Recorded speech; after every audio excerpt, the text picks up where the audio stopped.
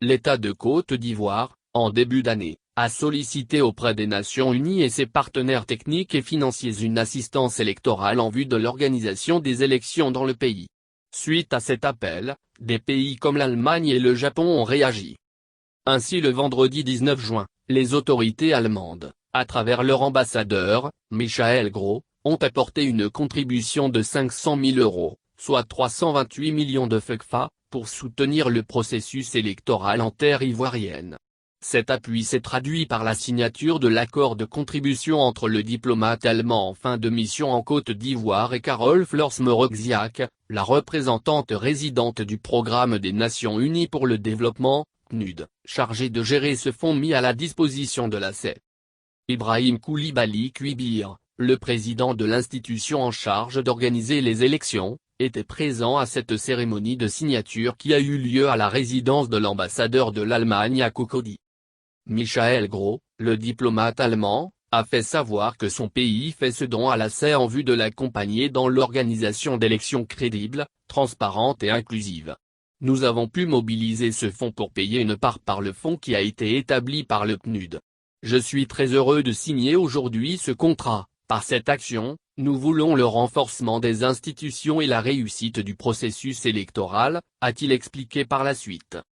Carole Flors-Moroxiac a, elle, soutenu que cette contribution de 328 millions de CFA s'inscrit dans la mise en œuvre du projet d'appui au cycle électoral qui a pour objet principal d'accompagner la CEI à organiser des élections crédibles et apaisées. Cet appui vise spécifiquement à appuyer les acteurs nationaux à renforcer leur capacité d'organisation et de gestion électorale répondant aux normes internationales, a-t-elle ajouté. Avant de remercier l'Allemagne pour ce geste en sa qualité de deuxième bailleur de fonds pour le PNUD au niveau mondial et en Côte d'Ivoire. Carole Flors-Moroxiac a précisé que c'est son institution qui accompagne, dans tous les pays, l'assistance électorale que les Nations Unies apportent aux États qui les sollicitent. Dans le cas de la Côte d'Ivoire, nous avons ce qu'on appelle un panier commun. À travers cela, on se met d'accord avec la CEI et aussi avec des bailleurs pour voir quelles sont les activités, les axes que nous allons appuyer, a-t-elle spécifié. Le président de la CEI, Ibrahim Koulibaly Kuibir, s'est félicité de cet appui apporté à son institution. Il a précisé que pour une gestion optimale et transparente, c'est le PNUD qui gère le fonds en relation avec l'instrument électoral ivoirien. Cet après-midi, je suis un homme heureux parce que ce fonds va permettre à la Commission, en plus de ce que l'État donne, pour réaliser une électorale transparente, s'est-il réjoui. Puis d'inviter les populations, notamment les nouveaux majeurs à se mobiliser en vue de s'inscrire sur la liste électorale.